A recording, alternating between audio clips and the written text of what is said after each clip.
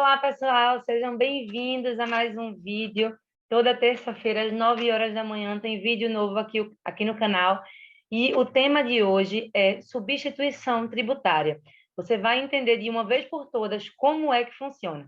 Fica aqui nesse vídeo e aproveita para enviar esse vídeo para algum colega que você sabe que nunca aprendeu sobre substituição tributária. Chama ele para assistir esse vídeo também, para aprender um pouquinho comigo hoje.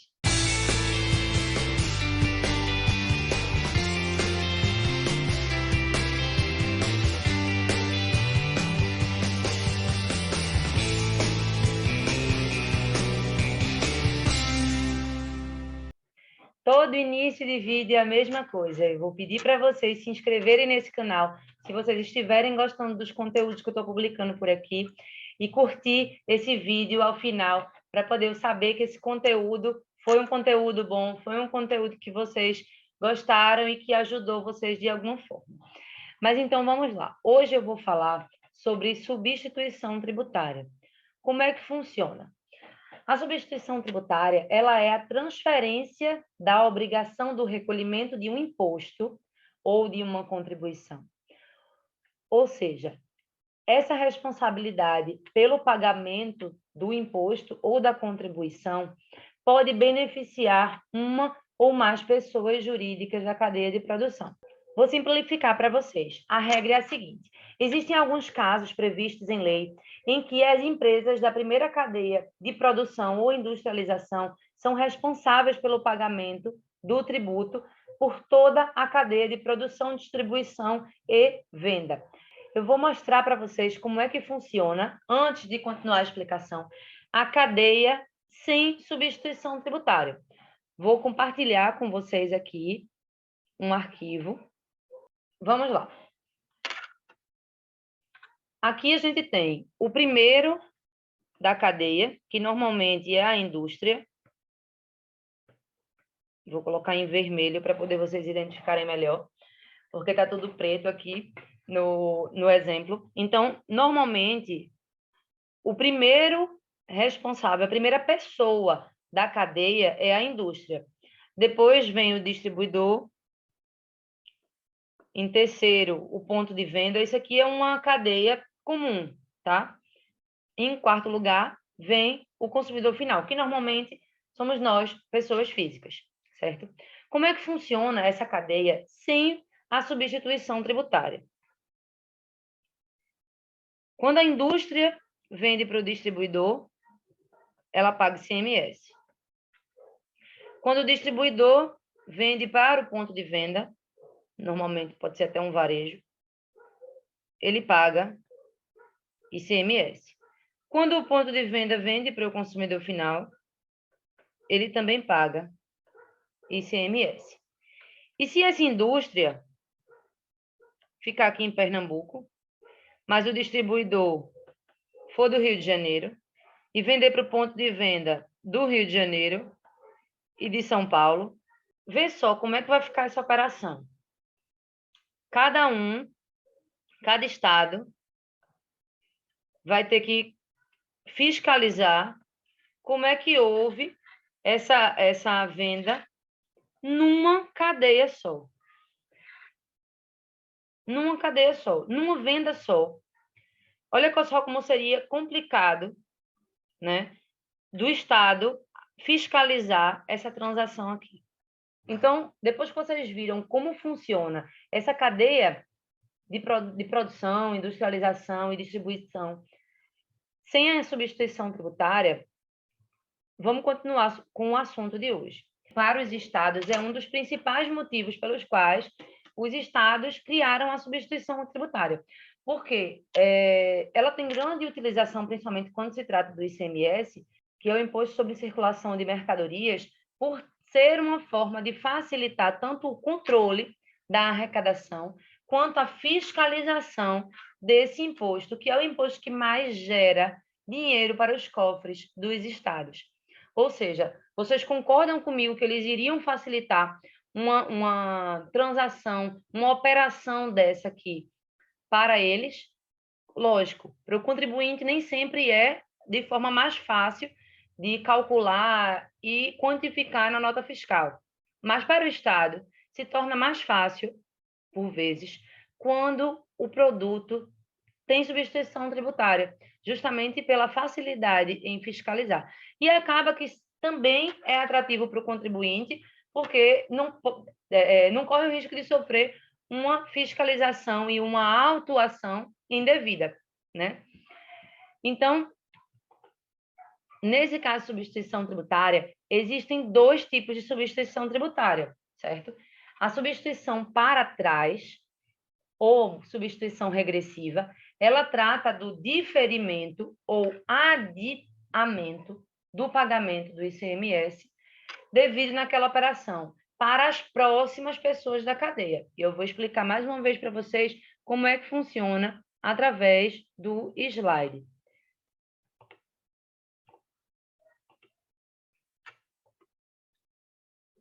Essa substituição tributária regressiva, certo?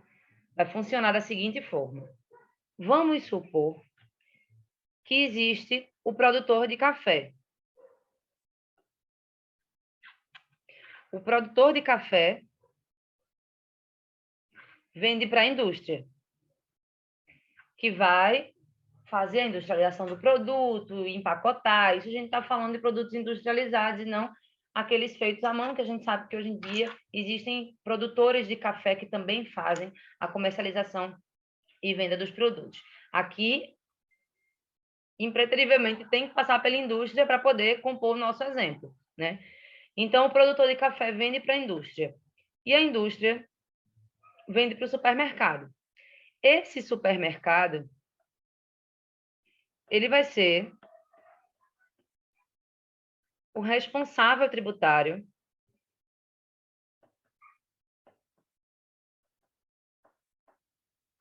desculpem a minha letra, gente, porque no vídeo eu escrevo mais rápido para poder o vídeo andar, né? Eu não posso aqui parar para escrever bonitinho e tudo para poder o vídeo não ficar cansativo. Mas o supermercado vai ser o responsável tributário por toda a cadeia de produção. Ou seja, ele vai pagar o ICMS, que seria devido, naquele nosso exemplo anterior, se não tivesse substituição tributária, seria devido do produtor para a indústria, o produtor ia ter que pagar ICMS, e da indústria na venda para o supermercado também teria que pagar ICMS, certo? Mas essa situação é pouquíssimo utilizada. E o seu maior argumento é reforçado pelo fato de facilitar a vida dos pequenos produtores rurais, né? Que, em sua grande maioria, não possuem condições de manter uma logística contábil, financeira, né? Por vezes até nem tributária, às vezes nem é uma empresa formalizada, é um produtor, um produtor pessoa física, quando muito, um MEI, né? Então, justamente por causa disso, que essa substituição tributária regressiva é pouco utilizada. E como é que funciona a segunda opção? A substituição tributária progressiva ou a substituição tributária para frente, ela é utilizada quando ocorre a substituição das pessoas nas posições posteriores da cadeia de produção e circulação pelas pessoas que ocupam as posições anteriores, que são normalmente as indústrias ou as importadoras. Aqui também eu poderia ter colocado importador. Normalmente também arca com esse ICMS, substituição tributária, quando a gente está falando desse exemplo da substituição progressiva, certo? Nesse caso, todo o tributo devido pela cadeia, ou seja, da indústria até o supermercado, é pago pela indústria. Ou seja, a indústria fica como responsável tributário do ICMS por toda a cadeia, certo? Tanto pelo distribuidor ou varejista, quanto pelo supermercado. Então, quer dizer que a indústria ela vai arcar com todo o tributo, ela vai ser a única empresa que vai arcar com todo o ICMS? Não. o valor do ICMS, normalmente, ele é incluído no preço da mercadoria, no valor da mercadoria, fazendo com que todos eles contribuam. Sendo assim, o custo do ICMS, na verdade, ele é repassado até ao consumidor final. A gente sabe que os impostos sobre consumo são os impostos mais caros para o consumidor final. Não é IPVA, não é IPTU, são os sobre consumo, principalmente pelo fato da gente não saber o que está embutido ali naqueles produtos. Mas todo o imposto normalmente é embutido no valor final do produto e acaba indo para as prateleiras e a gente sendo responsável pelo pagamento desse imposto, que foi diluído em várias parcelas aí na cadeia de produção. Apesar desse imposto ser embutido no valor do produto,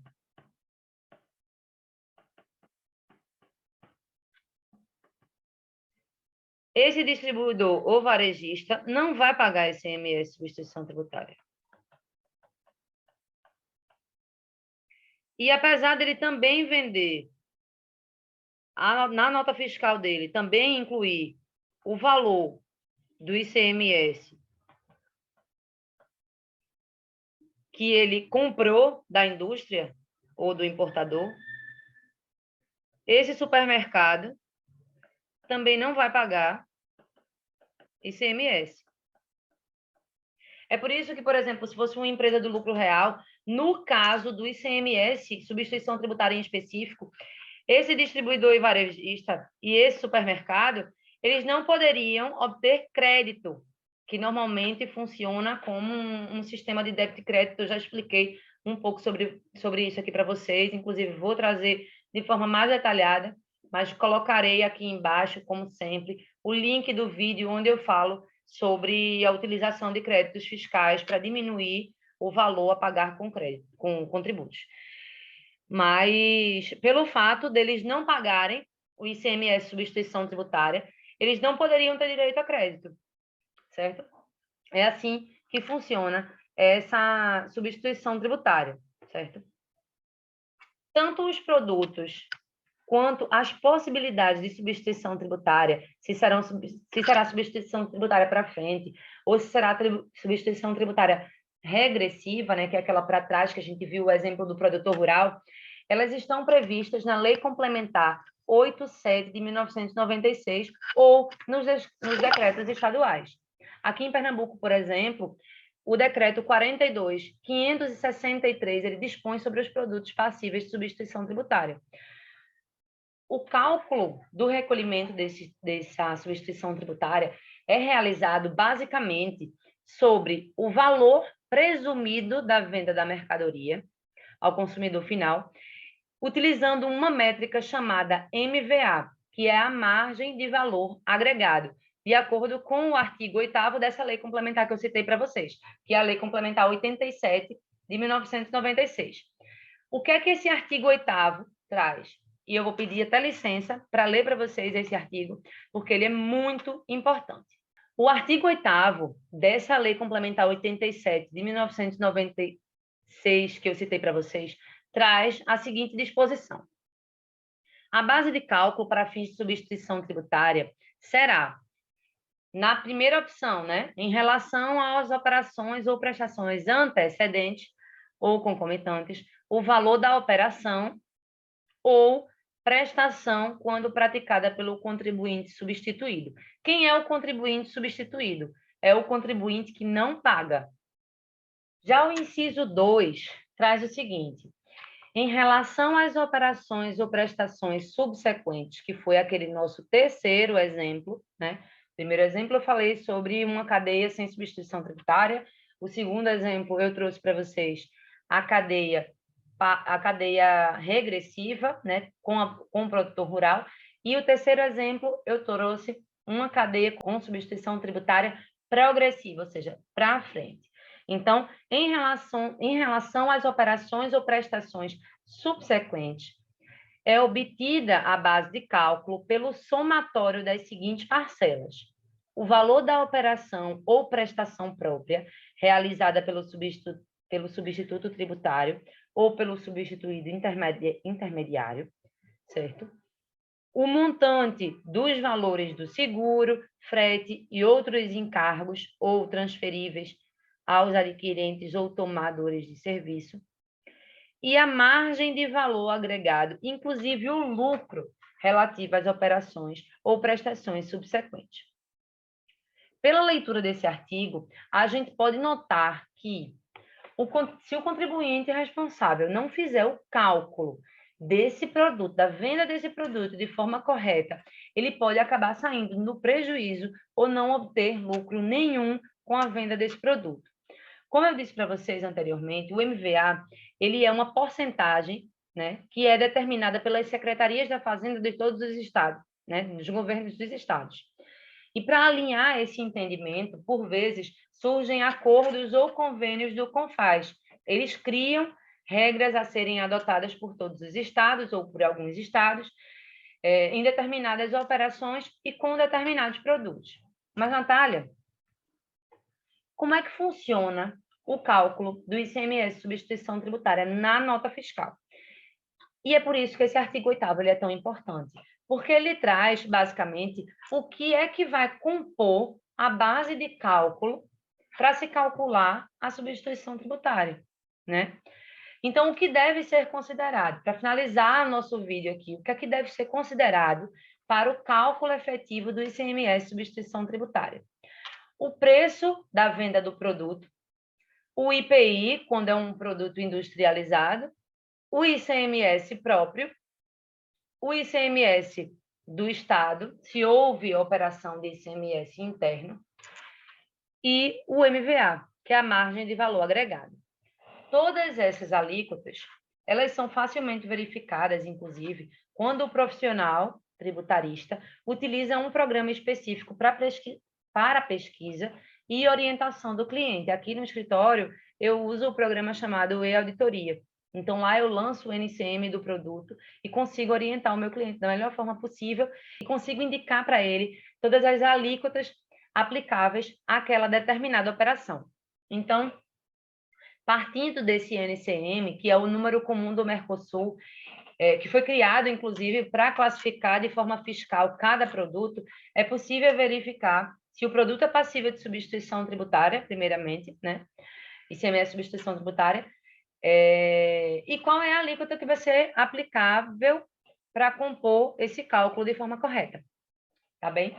Eu espero que vocês tenham gostado do vídeo de hoje e espero que, de uma vez por todas, vocês não esqueçam mais como é que funciona a substituição tributária do ICMS. Até a próxima, pessoal! Não esquece de curtir o vídeo se vocês gostaram desse assunto.